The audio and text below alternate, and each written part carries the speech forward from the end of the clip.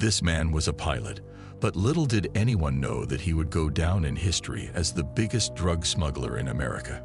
He managed to smuggle drugs worth $20 billion. What's even stranger is that this person didn't look like any typical smuggler, and his life was far from what one would expect of a criminal. On the contrary, he was a successful businessman, owning a large company and building genuine relationships with politicians and influential figures. There's even a photo of him with the US president at that time. How did a man like him manage to engage in drug trafficking right under everyone's noses without raising suspicion? Can you imagine that he continued smuggling drugs even during his trial, while they were discussing his smuggling charges? And astonishingly, they never noticed, and he was acquitted of all charges. Join us as we delve into the extraordinary story of the biggest drug trafficker in American history. Our story takes place in the year 1983, at the cusp of the 1980s, when drug smuggling into America was flourishing, primarily led by Colombian drug cartels, with the infamous Medellin cartel, headed by the notorious Pablo Escobar, at the forefront. These cartels were recruiting many American citizens to work as accomplices in their drug trafficking operations. In response to the escalating drug problem, the American authorities, particularly the Drug Enforcement Administration, DEA, intensified their efforts and declared war against the smugglers. The American smugglers would fly their small private planes to Colombia, where they would load the drugs and then fly back to America to deliver the illicit cargo. The drugs would then be distributed and sold by drug networks within the country. The DEA identified Florida as a key gateway for most drug imports due to its proximity to Colombia. The small planes used by the smugglers couldn't fly long distances due to their limited fuel capacity, so they had to take the shortest route possible, which was the path between Florida and Colombia. The DEA closely monitored the activities of the smugglers and began noticing a distinctive pattern among them. They were often seen wearing gold chains, expensive watches, and similar outfits, indicating a uniform style among these traffickers. The DEA targeted these smugglers and successfully apprehended many of them. The number of operatives they had in Florida was larger than in any other place. To further combat drug smuggling, the DEA established a massive surveillance network, including ground-based radar systems and aerial radar-equipped planes that conducted continuous patrols around the clock. Even the U.S. Navy contributed by using radar-equipped warships to monitor the coastal areas from where the smugglers would take off. Thus, the DEA was covering land, air, and sea, making it increasingly challenging for the smugglers to operate. And to counter the DEA's strategies, some smugglers adopted more cunning tactics, but the intense campaigns of the police were closing in on them more and more. Instead of arresting the smugglers immediately upon discovery, the DEA allowed them to continue their activities while closely monitoring their operations. This strategy led the DEA to uncover not just the smugglers, but also the drug dealers within the country. By apprehending both the smugglers and the dealers in one blow, they could seize the drugs and even the profits earned from selling them all at once. And because of these fierce campaigns by the authorities, many smugglers were caught or stopped their activities permanently. But one man dared to challenge the entire system. He managed to smuggle a much larger quantity of drugs than any other smuggler, with a shipment valued in the billions. This man employed exceptionally clever methods to evade the extensive security radar network. The DEA knew of his existence but couldn't track him down or arrest him. Despite allocating a special pursuit force to him, his case remained their biggest priority because he was accomplishing what dozens of smugglers were doing. So, who is this man? How did he carry out his activities? And how did he manage to remain hidden from their sight for so long?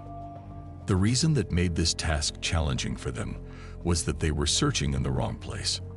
This smuggler was not operating in Florida, and he did not fit the typical profile of regular smugglers.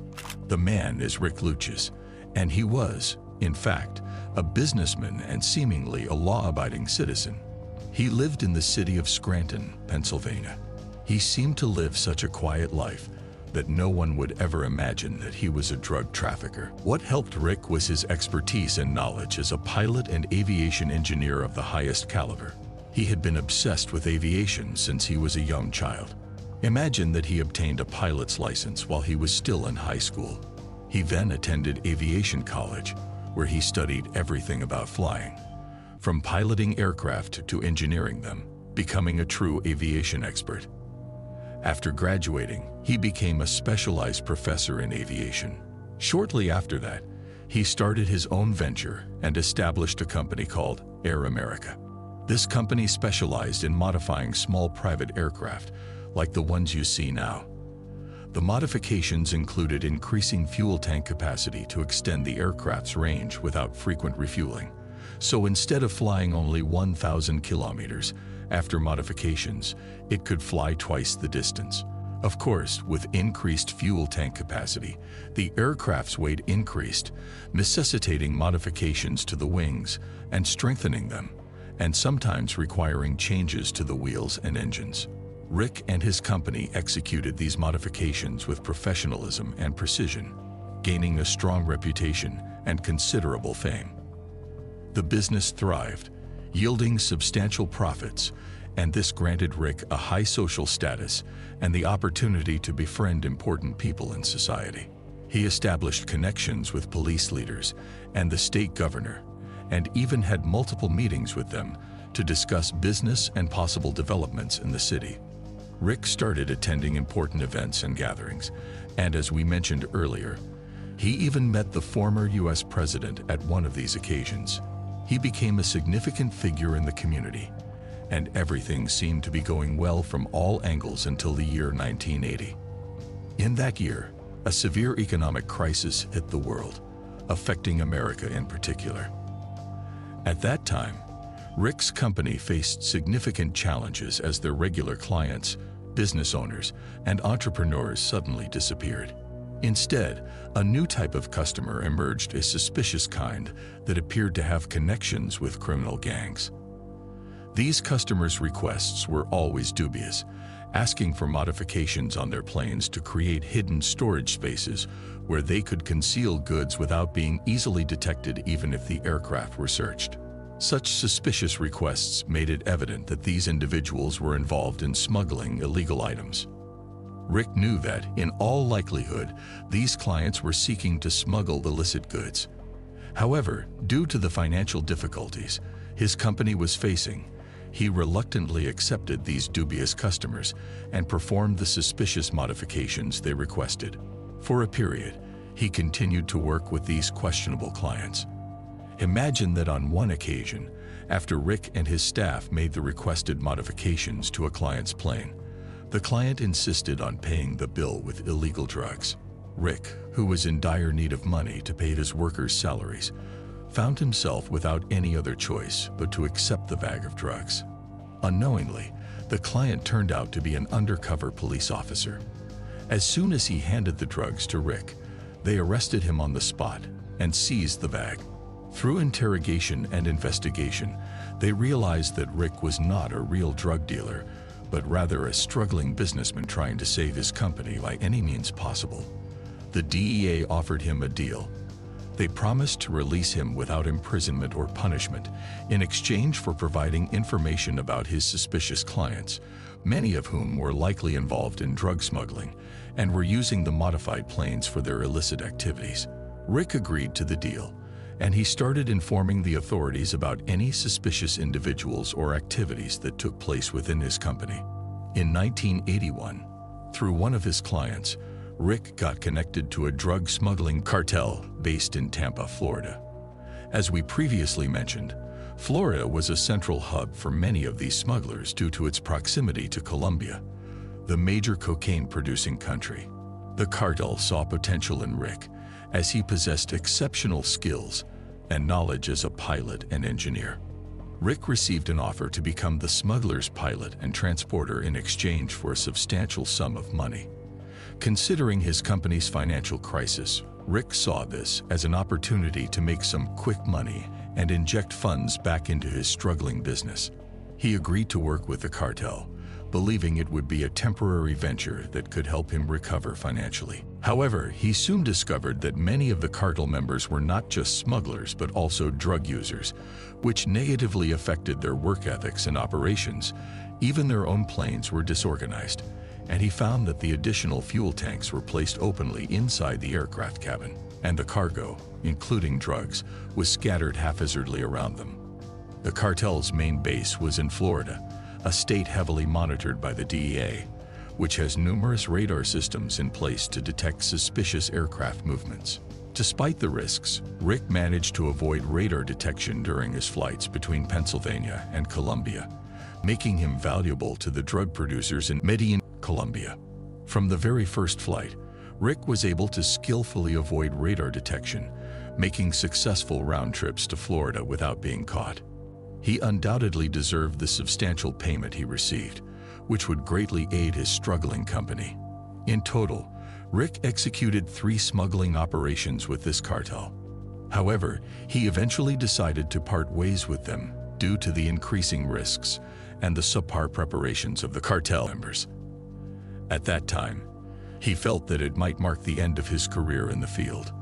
Yet Rik's professionalism and precise performance compared to other smugglers caught the attention of high-ranking figures in the Colombian drug industry. A leader from the Medellin cartel named George Ochoa, a close friend of Escobar, and a significant figure in the cartel who was responsible for the majority of the cocaine entering America, personally reached out to Rik. During their meeting, they talked extensively, and Rik became convinced to return to the smuggling business once again, as these figures were real drug producers and not just small-time smugglers like the ones he had worked with before. Rik knew that this was an opportunity he couldn't pass up, especially when George generously promised him millions and a life of wealth, vowing to transform his life completely. However, at the end of their meeting, George gave him a stern warning. He said, "If you ever deceive us, we will find you, and this will be your end." Despite the risks, Rik understood the dangerous world he was stepping into and was prepared for the challenges that lay ahead. His first challenge was to figure out how to make a direct flight from his city in Pennsylvania to Colombia without having to refuel, which would require Rik to make modifications to his aircraft more robust than any he had done before. Rik acquired a Cessna 310, a model he had worked with extensively in the past and knew every detail of. The aircraft's natural range was about 1,500 km, so the first step was to modify its fuel tank capacity. The original capacity was around 2,000 gallons, but Rik ingeniously increased it to 6,000 gallons, tripling the amount of fuel it could carry. This enhancement would allow the plane to cover the vast distance required for the direct flight. To avoid drawing attention from authorities, Rik knew he had to be discreet in his modifications. Unlike other smugglers, who often placed barrels of fuel inside the plane's cabin, which looked suspicious and out of the ordinary, Rik came up with a clever solution. He obtained sturdy rubber bags that could be filled with fuel, and he strategically hid them throughout the aircraft's structure. Rik made use of every available empty space in the plane's structure, storing the fuel bags in the front of the aircraft, beneath the flooring, in luggage compartments, and along the sides of the wings, and he ensured that the fuel distribution was even and balanced.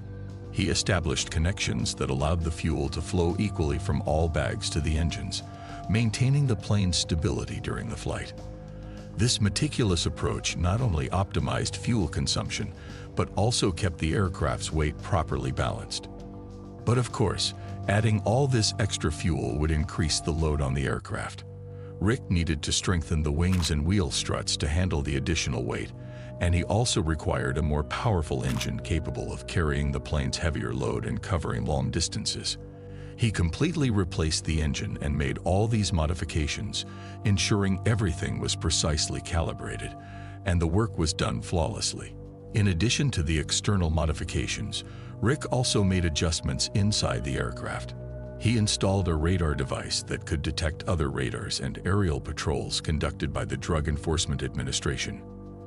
Rik was not only modifying the aircraft, but he was also thinking smartly and finding ways to ensure he wouldn't get caught. Furthermore, he managed to bribe a corrupt customs agent who provided him with radar locations and patrol schedules, allowing him to avoid them easily. Rik established a radio communication network along the entire route from Pennsylvania to Colombia. He used a secret code to directly communicate with the cartel, avoiding making phone calls as those communications could be monitored. Rik was intelligent and cautious. He used to calculate everything before taking any step. Throughout this period, he consistently maintained his relationship with drug enforcement agents, the very agents who had recruited him to catch suspicious clients when he was first apprehended attempting to sell drugs. He developed a close rapport with them, talking to them daily and playing the role of a cooperative person, occasionally providing them with useful information and helping them apprehend other smugglers. The agents trusted him, completely unaware that behind their backs, he was preparing for a smuggling operation larger than anything they had ever seen before. Finally, after 3 months of research and planning, Rik took his first flight and flew directly from Pennsylvania to Colombia. The journey lasted for a full 13 hours, covering a distance of 5,000 kilometers, without the need to refuel again. Upon reaching Colombia, specifically the agreed-upon location, he landed on an improvised airstrip, not a real runway, just an open field. The cartel members were waiting there, and as soon as he landed, they began loading drugs onto his plane and refueling it.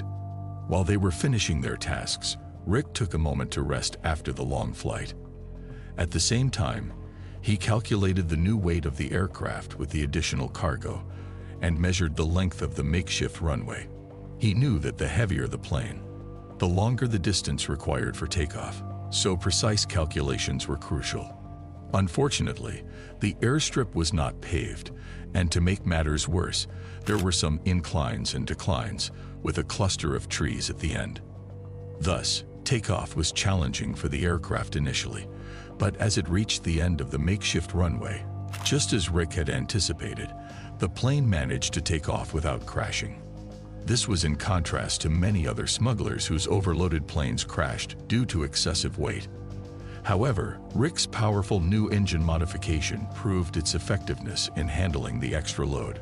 On the return journey, Rik chose a different and longer route, but it was supposed to be safer and farther away from the Drug Enforcement Administration and Border Patrol facilities with their radars. Rik was confident that he could take this route because he had ensured that the plane was stocked with even more fuel than needed. However, in the middle of the flight, the radar inside his plane alerted him that another aircraft was pursuing him. It was a Navy surveillance plane conducting border patrols. This meant he could encounter them anywhere, and if they got close, it would be the end of his journey, as they would arrest him or shoot down his plane. He had to get rid of them quickly before they closed in. The problem was that they were already on his radar, and his speed wouldn't allow him to outfly them. The only option he had was to enter a nearby thunderstorm. If Rik flew into it, the radar signals would be disrupted, giving him a chance to escape. Of course, this was a high-risk move. The choices were either spending the rest of his life in prison or facing a dangerous thunderstorm. The odds favored the storm, and that's exactly what Rik did without hesitation, hoping the Navy plane wouldn't be prepared to follow him into it. Thankfully, Rik was a seasoned pilot, perhaps the best among all the smugglers. After 2 tense hours, he successfully emerged from the storm unscathed, flying low to avoid radar detection. He then landed on an abandoned runway, only touching down briefly before taking off again. The reason behind this maneuver was to make it seem like he was taking off from that location and not arriving from a long trip from Colombia. This way, the radar signals would show him as a regular aircraft flying locally. Afterward, Rik headed to Scranton, his hometown, communicating with the control tower and officially recording his arrival as a short domestic flight within the state. This further dispelled any suspicions. Besides, there were no suspicions about local pilots in that area, as the authorities believed all the smugglers were operating in Florida, completely unaware that someone could modify a small aircraft to fly such distances. Finally, back in his hometown, Rik delivered the cargo to the local drug dealers and distributors. In exchange for this nearly 1-ton load of cocaine, he received $1 million for this one daring journey. The cartel leaders were astonished by his performance and innovative methods, which allowed him to conduct multiple smuggling operations throughout the year. On each trip, Rik would smuggle quantities of cocaine amounting to hundreds of kilograms, earning him $1 million or more each trip. As a result, he started amassing wealth beyond his wildest dreams. Surprisingly, he even expanded his operations, forming his own specialized gang and employing more pilots.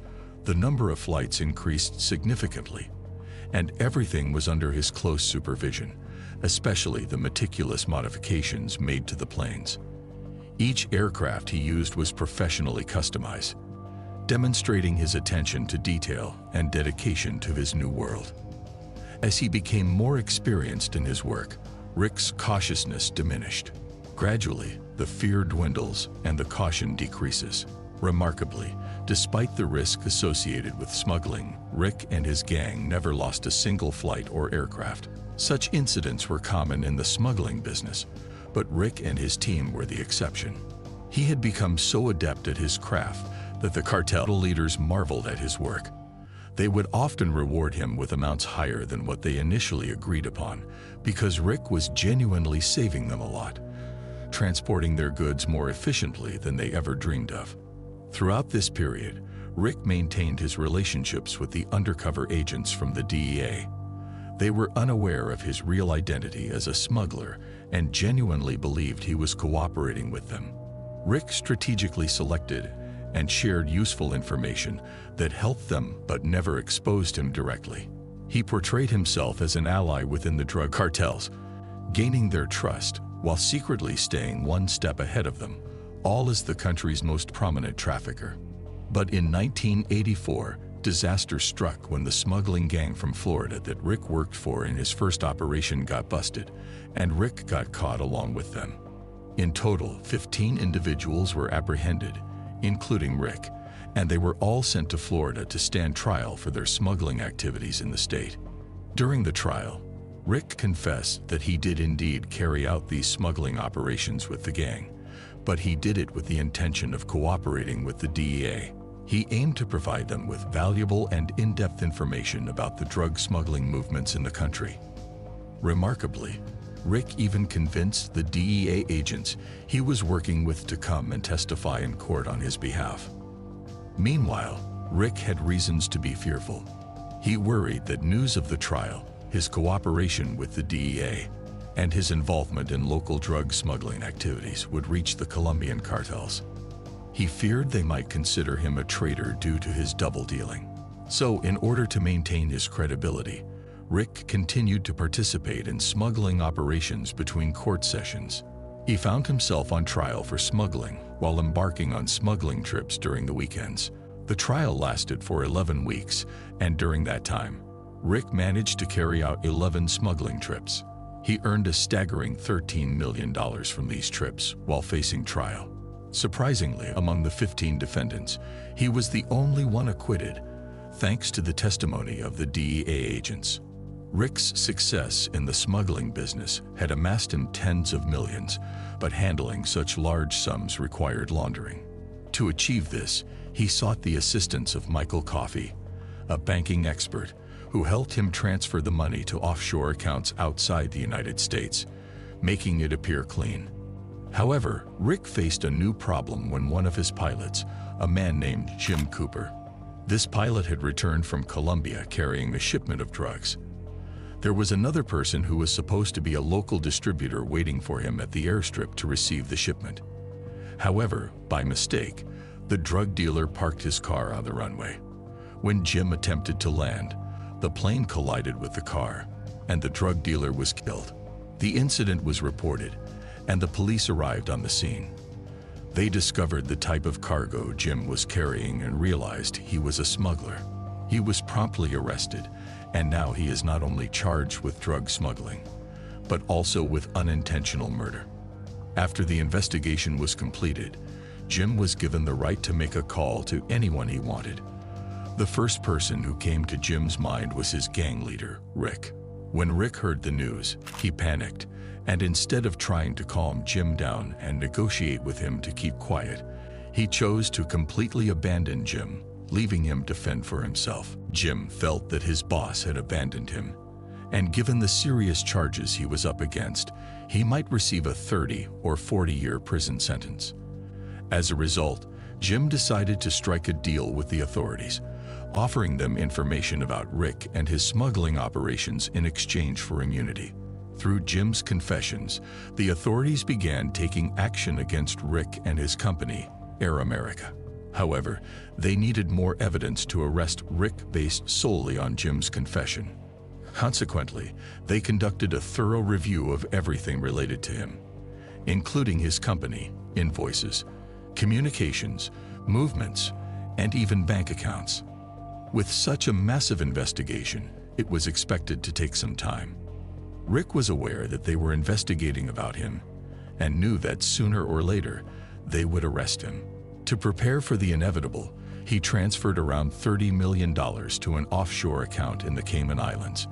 Believing that the Cayman Islands don't have an extradition treaty with the United States, Rik fled to the same location with his airplane. Unfortunately for him, he was wrong. The U.S. authorities were able to trace his money to the Cayman Islands and found out that he was there. They sent a report about him to the local authorities on the island. Despite the absence of any extradition treaty between them, the local authorities decided that Rik was a troublemaker and undesirable. In 1986, the local police on the island arrested Rik and handed him over to U.S. authorities. Once he was back in the United States, the investigation began, and the charges were severe, ranging from various criminal activities to a potential sentence of up to 345 years in prison.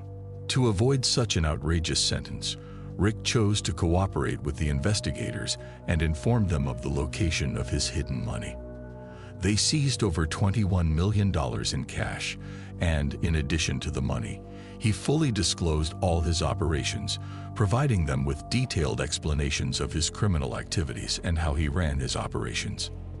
As a result of his cooperation, Rik's sentence was reduced to just 8.5 years, which, considering his status as one of the biggest smugglers in America, was relatively short. However, it is certain that he did not reveal all the money he had hidden. After serving his sentence, he would find a substantial amount of money awaiting him. The DEA considered that the information they obtained from him was more valuable than keeping him in prison for more years. And with that, we reach the end of our story. Don't forget to like the video, share it with your friends if you enjoyed it, and subscribe to the channel.